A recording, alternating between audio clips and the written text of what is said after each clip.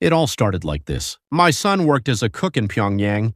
He was born and raised in Cheongjin, a mining town in North Hamgyong province, and watching that boy climb all the way to the capital filled me with a pride I still can't put into words. At the market, the neighborhood women would stop me. "Sunja, how's your son doing?" Every time, my shoulders went back a little straighter.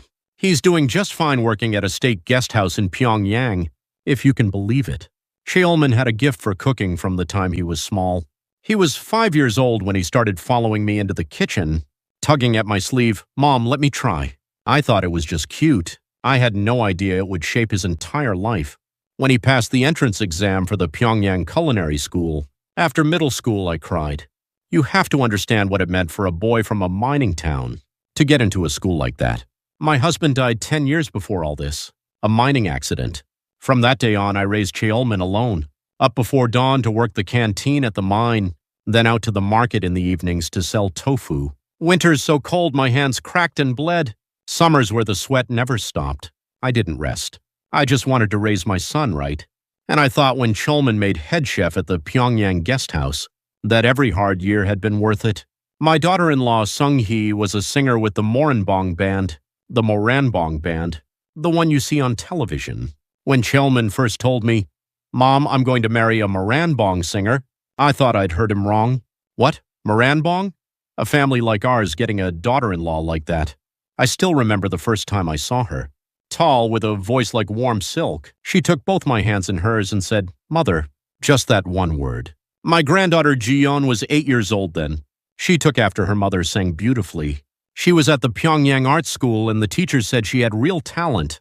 On holidays when I called, Jiyeon would sing for me through the phone. "Grandma, listen." That clear little voice of hers. It reached right into my chest. It must have been around 2015. Cheolman called and said, "Mom, I got promoted. Head chef of the guest house." I told everyone who would listen. My son made head chef, the market. Women said, "Oh, Sunja, you've been blessed." And I believed it. My son had risen. My daughter-in-law was performing on stage. My granddaughter was at the art school. I was happy. Genuinely. On holidays, Cheolman sent money. 50,000 won in North Korean currency. With it, I bought rice at the market, a little meat, and shared some with the neighbors. This is all thanks to my Cheolman. For the first time, I felt like I was living, not just surviving. All those hard years had meant something. But something started to feel off. Every time Cheolman called, his voice was a little different. "Mom, are you doing all right?" he kept asking. Of course I'm all right. What about you? I'm fine too, but there was nothing behind it. Sung-hee was the same. When she called, she asked after my health, but underneath the words was something uneasy. I didn't read too much into it. Pyongyang life is busy, I told myself. What did I know? An old woman in a mining town selling tofu. My son was doing well, and that was enough. I had no idea this was where the trouble began. The summer of 2016, the day that changed everything, arrived. It was sweltering. I'd come home from selling tofu at the market and found someone standing outside my door. I got closer and recognized him. It was Cheolman. "What are you doing here?" I ran to him, but his face was the color of ash. Something had gone very wrong. That night he took my hands and said, "Mom, I've been appointed the Supreme Leader's personal chef." At first I was happy. "Really?" I said. But then I saw him crying and the happiness cracked. Why would someone cry over good news? I didn't understand yet that it wasn't glory. It was the beginning of a curse. I can't forget that night. Cheolman was holding my hands. His were ice. "Mom, I've been appointed the Supreme Leader's personal chef." I couldn't believe what I was hearing.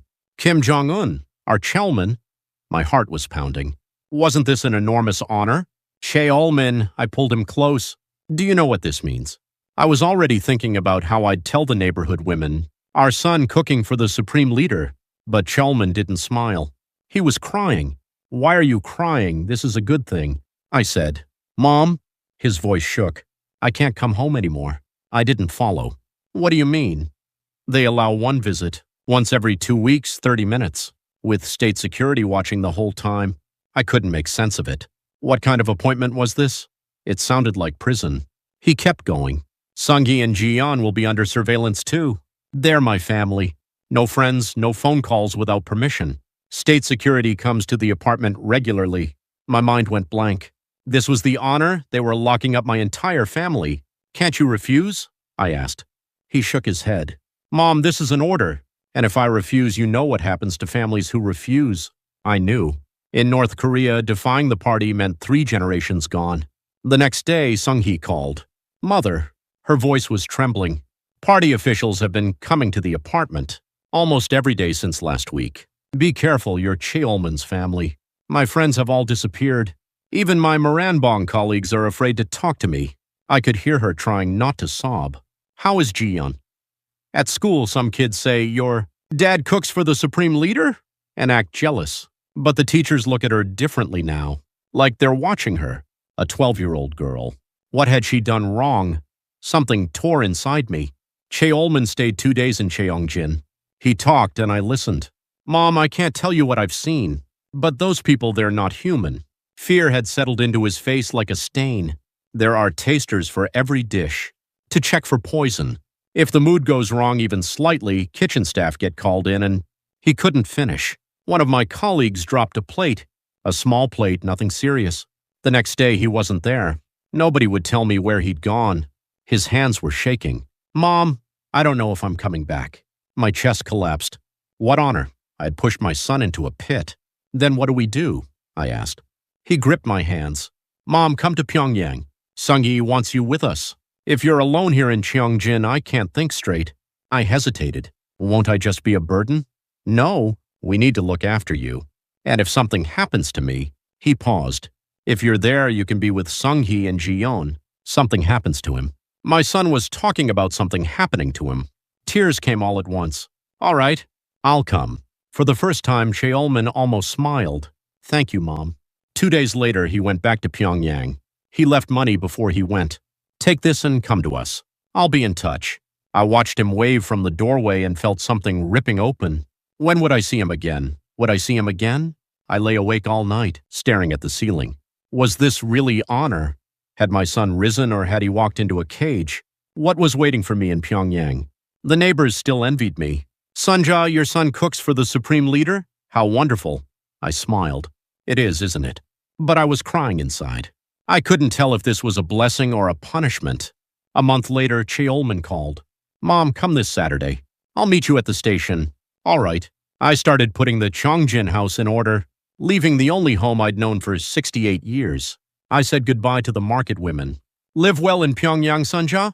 They waved and smiled. And I knew this was only the beginning. Boarding the train to Pyongyang, I looked back. Cheongjin Station shrank behind me. Something inside me gave way. I had the feeling I wouldn't be going back. Pyongyang stopped me cold the moment I arrived. Buildings taller than anything I'd seen in Cheongjin. Wide roads. Lights everywhere. So this is Pyongyang. Cheolman was waiting at the station. Mom, you made it. He took my bags. Is it far? 10 minutes by car. By car. We were taking a car. Sung-hee's apartment was something else. 3 rooms, a bathroom where the water actually ran. Nothing like the Cheongjin house. This is your room, Mother. She led me in. Through the window, I could see the whole city. My goodness. People live like this. Jiyeon came running. Grandma, look how tall you've gotten. I held her, and she had taller than I remembered.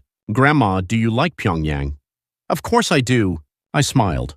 But something was off. There were shadows in the child's eyes. The first few days were strange in a good way. Rations came on time in Cheongjin. They were sometimes months late. White rice, cooking oil, even meat. Pyongyang really is different. Sung-hee was busy preparing Moranbong performances. Jiyeon went to art school. From the outside, the picture was perfect. But something was wrong. Cheolman almost never came home. Mom, I'll see you in 2 weeks. 30 minutes. After he left, the apartment felt hollow. Sung-hee sighed. This is our life now, Mother. 30 minutes with my husband every 2 weeks. The first visit came. Cheolman walked through the door, but the moment he was inside, his eyes swept every corner of the room. It's fine, no one's here, Sung-hee said. He still moved carefully. Mom, are you well? I'm fine. Sung-hee, Jiyeon? Yes. Silence. For 30 minutes, we couldn't find what to say. There was so much, but none of it could leave our mouths. Everyone knew the walls had ears. Dad, I got first place at school, Jiyeon announced. Good girl. He stroked her hair, but his eyes were somewhere else. When the 30 minutes ended, he stood. I have to go. Already? I can't be late. And just like that, he was gone. The door closed. Sung-gi sank to the floor and wept. Mother, I can't do this. What kind of marriage is this? I held her. We have to hold on. What else can we do? But I was crying too. So this was Pyongyang. Bright on the outside, a cell on the inside. A few days later, 2 state security men came by. Suits expressionless. Is Cheolman well? Yes, he's well, Sung-gi said, her voice barely steady. Good. Comrade Cheolman has important duties. His family should be careful. Yes. Understood. After they left, Sung-gi pressed her back against the wall, chest heaving. Mother, this happens 2 or 3 times a week. They show up and ask questions. All my friends are gone. They don't want the trouble of knowing me. Even my Moranbong colleagues avoid me now. I stopped talking to the neighbors. A nod in the hallway, nothing more. I could hear them whispering. Her daughter-in-law is with Moranbong. Her son cooks for the supreme leader. Some voices were envious. More were wary. When Jiyeon came home from school, she dropped her bag and disappeared into her room. Jiyeon, what happened? Nothing, Grandma, but her eyes were red. Later, I asked Sung-hee. Some kids at school keep telling her to bring them food because her dad cooks for the supreme leader, and the teachers, their whole attitude has changed. She feels watched. A 12-year-old. Her only crime was her father's job. Something in me broke. 2 months in, my health started to slip. My diabetes worsened. Dizziness from the blood pressure. Mother, you need to see a doctor. I'm fine. I wasn't. I needed medication, but walking into a hospital terrified me. What if someone said, "You're Cheolman's mother, aren't you?" One evening, Sung-hee came back from a performance and collapsed. Mother, I can't anymore. They tell me to smile on stage. How am I supposed to smile? I see my husband for 30 minutes every 2 weeks. She sobbed in my arms. No friends. No freedom. Just surveillance. What is this life? I cried too. I missed Cheongjin. It was poor, but it was free. Gossiping with the market women, laughing, living. Here there was none of that. Just a fine apartment and good rations and walls closing in. At night I looked out the window at the Pyongyang lights. Beautiful. But under all that brightness, how many people were trapped the same way? We were. Everyone's dream city. My personal hell. I'm sorry, Mother. Sung-hee sat beside me. You were living quietly in Cheongjin, and because of us, don't. It's all right. I took her hand. We'll endure. That's all we can do. But I knew we couldn't keep living like this. At the next visit, Cheolman's face had hollowed out, cheeks sunken, dark circles carved deep. You're struggling, aren't you? I'm fine, Mom. He wasn't fine. His hands were shaking. Pyongyang had started to feel like a cell with chandeliers. February 2018, the most important conversation of my life. Cheolman came for his visit the usual 2 weeks, 30 minutes. The moment he walked in, I knew something was different. Paler than usual. Eyes that didn't quite focus. Cheolman, what is it? Nothing. I'm fine. But his voice gave him away. Sung-hee sent Jiyeon to her room. Go work on your homework. But Dad's here. Later. The adults need to talk. When the door closed, Cheolman checked the front door. Checked it again.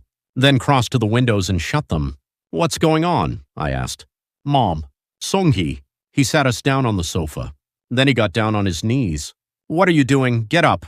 I reached for him. Mom, I can't do this anymore. His shoulders were shaking. What do you mean? Sung-hee asked.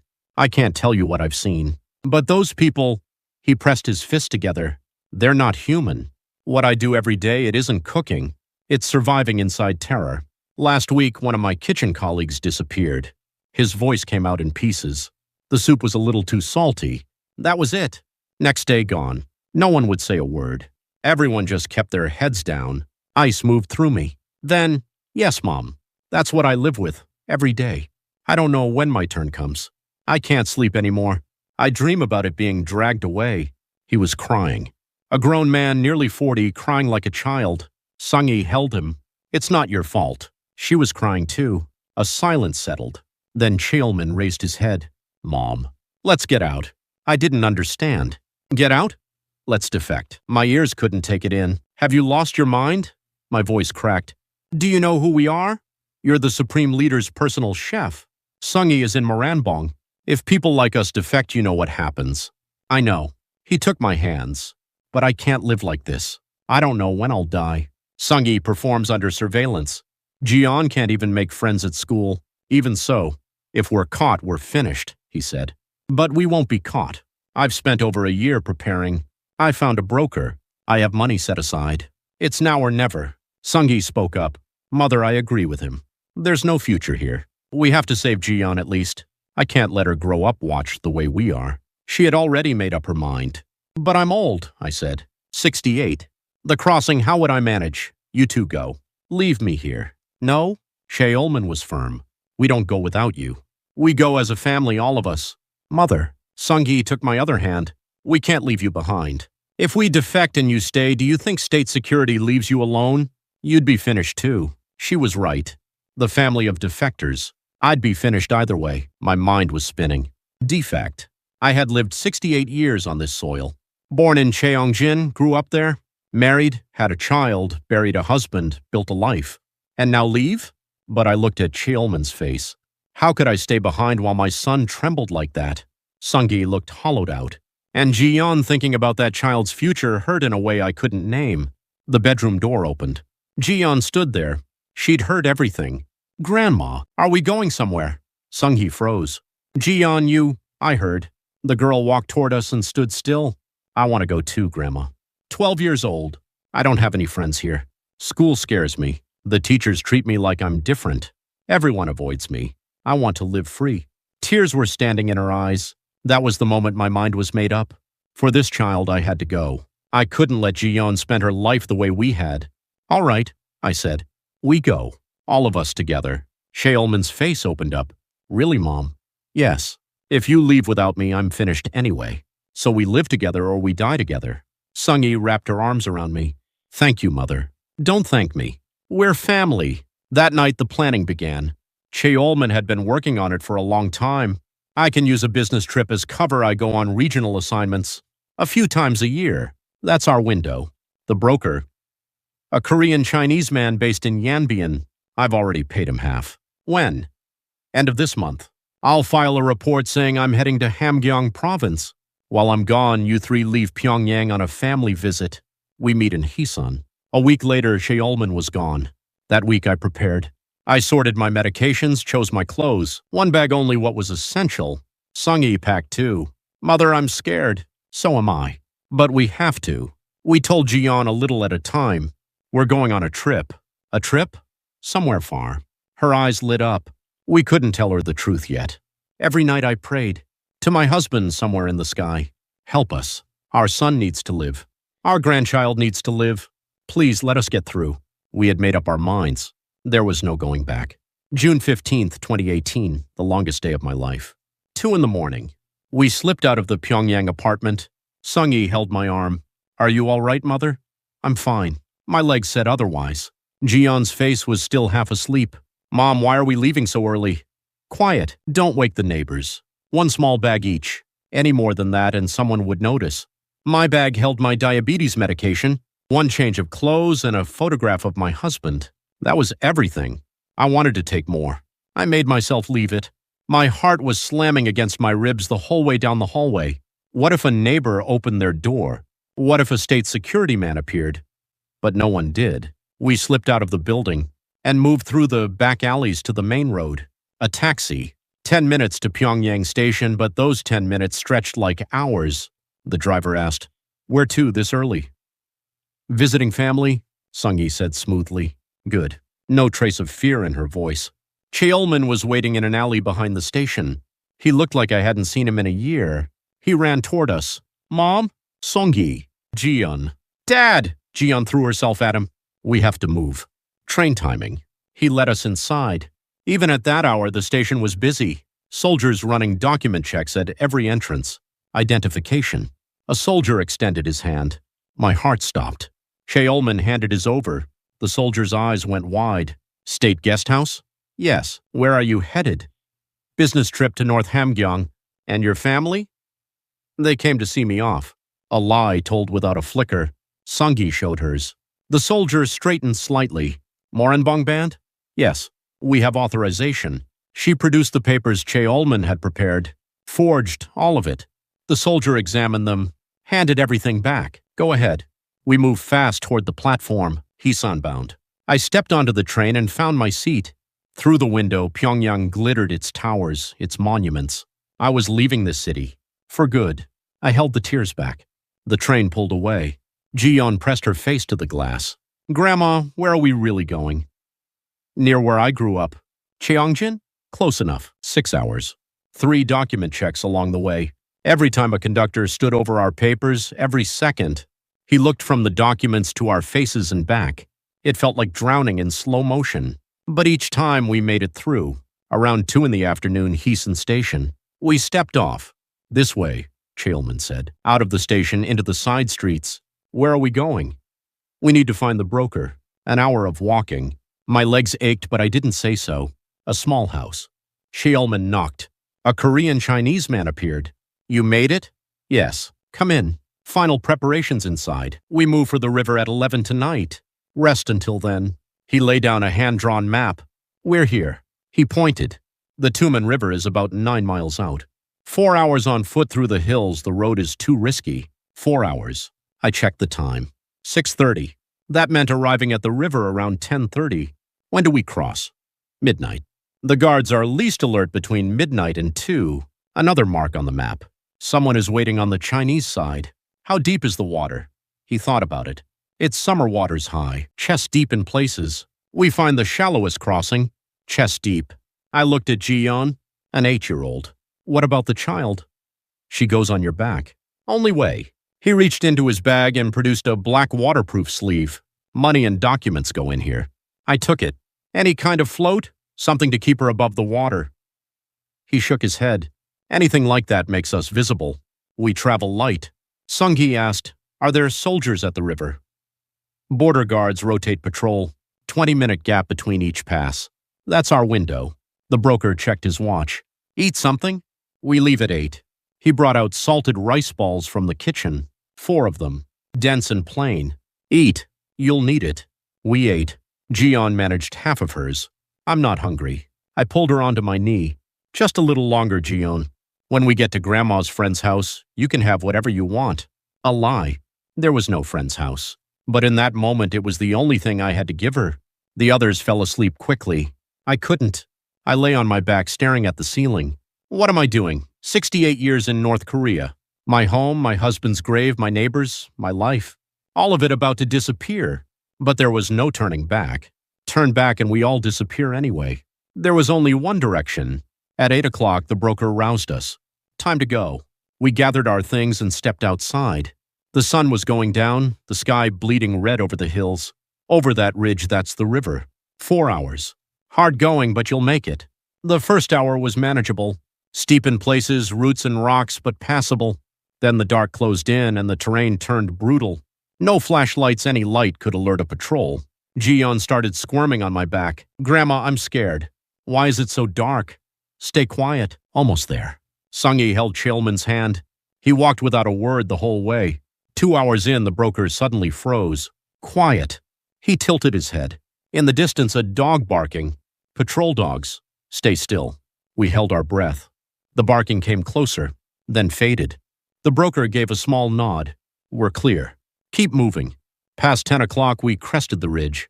Below us, something caught the moonlight. The Tumen River, silver and quiet and terrifying. 30 minutes to the bank. We wait there until midnight. Down through the brush. Careful, silent, across the water China. A scatter of lights. A village. All we had to do was reach it. The river looked maybe 150 feet wide. But down at the bank, the guard post was visible. A light inside. A flashlight beam sweeping the water every few minutes. The broker said, 1 patrol rotation per hour. After they pass 20 minutes, that's it. I checked my watch. 11:15. 45 minutes to midnight. The temperature dropped. Summer night, but cold near the water. Jiyeon shivered against my back. I pulled off my jacket and draped it over her. Almost over. Somewhere warm soon. The broker watched his watch. Then now. Move. We worked down to the bank through the brush. 300 feet from the guard post when the flashlight swept again. Down. We hit the ground. Jiyeon pressed beneath me. The beam passed within 15 feet. Boots on dry grass, moving away. 1 minute. 2. The broker lifted his head. 20 minutes. Go. We ran to the bank. The sound of moving water. The broker stepped in first. Temperatures manageable. Cold but passable. I put my foot in. Cold, far colder than I expected. And I had to bring the children through this. Sung-hee reached for Jiyeon. I'll carry her. You're too short. If the deep section hits your chest, she goes under. I'll take her. I lifted Jiyeon onto my back and Sung-yi tied the girl's legs around my waist with a strip of cloth. The broker said, I take you to the middle. My partner is waiting there. He'll guide you the rest of the way. I have to come back. More people are waiting. He extended his hand. Chelman took it. Good luck to you. The broker turned and vanished. Just us. I looked at my family in the moonlight. Chelman's face, Sung-yi's, scared, resolved. Hold on to each other. Whatever happens, don't let go. They both nodded. I stepped into the water. The cold hit immediately, ankles, knees, thighs. Summer, but it bit like the dead of winter. The riverbed was slick stone and balance was harder than I'd expected. One step. Easy. Rushing means falling. Jiyeon's arms tightened around my neck. Grandma, the water's cold. I know. Hold on. Then the bottom dropped. Hip deep became chest deep in a few steps. Sung-yi gasped. Her head was barely clearing the surface. Hold my arm. Don't let go. Cheolman pulled her alongside him, fighting the current. Behind us a sound. A low mechanical whir. Flashlight beams sweeping the bank we'd just left. Voices. Stop right there. Move. Now. Cheolman drove through the water. Jiyeon started crying full, open, unstoppable. I'm scared, Grandma. Quiet. Please. But she was 8 years old and terrified. Then Sung-yi went under. Her foot slipped on a stone and she disappeared beneath the surface. Sung-yi, Cheolman spun toward her. She was thrashing below. He grabbed her arm and hauled her up. She came up coughing. I'm all right. Keep going. We pushed forward. The soldiers were shouting from the bank. We weren't going back. Not ever. 20 feet. 10. 5. Then my foot found rising ground. Hip deep. Knee deep. Ankle deep. We walked out of the water. Chinese soil. Into the brush. Now. We scrambled off the bank. Then a figure stepped out of the dark toward us. Calm, deliberate. Cheolman? Korean with a Chinese accent. Yes. Follow me. 10 minutes of darkness, then a small hut appeared. No lights. Walls rotting. Change out of those clothes. Inside, a warm floor and dry clothing laid out in the corner. We stripped and changed. The warmth arrived all at once. Sung-yi held Jiyeon, who was still hiccuping through the last of her tears. It's over, Jiyeon. You're safe. Cheolman sat down beside me. What happens now, Dad? I put my hand on his head. Now we're safe. Just a little further. Another lie. China to South Korea was still ahead, and it might be the harder half. But in that moment, I just needed everyone to breathe. The real trouble came at dawn. The Chinese contact shook us awake. Public security is searching the area. Chinese police. When they caught North Korean defectors, they sent them back. Forced repatriation. Back to North Korea meant prison camps. The end. Leave right now. Into the hills. My cousin's village is on the other side. We were out the back door within minutes. Jiyeon on my back again, heavier than the night before, and my body had nothing left. Behind us in the village, dogs barking. More vehicles. People moving toward the hillside. They were following. 2 hours more. A small settlement in the valley. We found the house, an old farmhouse worn down low. An elderly Korean Chinese woman answered. Come in, quickly. She took us to a basement. Small, no windows, just a room. Stay here. Don't come up. I'll get you when they've passed. 3 days in that basement. No way to tell day from night. The woman brought food twice a day. Rice, kimchi, sometimes soup. Jiyeon kept asking to go upstairs. When can we leave? I don't like it here. Soon. A little longer. Cheolman said almost nothing, sat against the wall, staring. I went and sat beside him. You all right? Yes. What are you thinking about? After a long silence, Grandma and Grandpa. In Pyongyang. His parents. My son's parents-in-law. My chest tightened. I'd been thinking about them the whole time and looking away from it. They'll be fine. A lie. Once it was known we'd defected, the Yonjuaje system, guilt by association, would pull them in. They had probably already been taken. But how do you say that to your son? Then above us, fast footsteps and the basement door flew open. Get out now. Public security is an hour away. We scrambled up. Out the back door. A path. 30 minutes to the main road, she said. A car would be waiting the broker's people. I bowed to her. Thank you.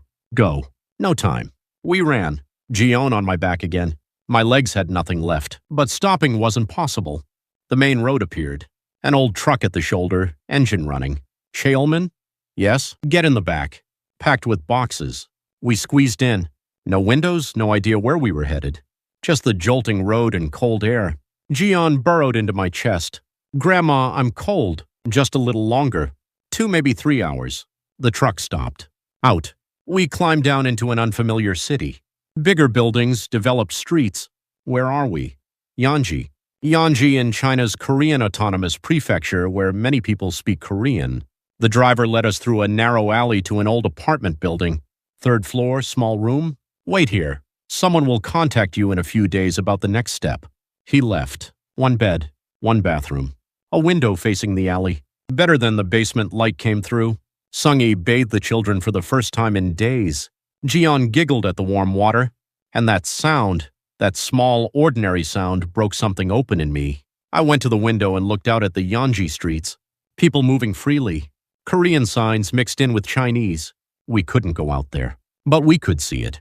4 days in that room. A broker contact brought food, instant noodles, bread, sometimes rice. Jian tried the noodles and said, "Grandma, these taste different. Better than at home."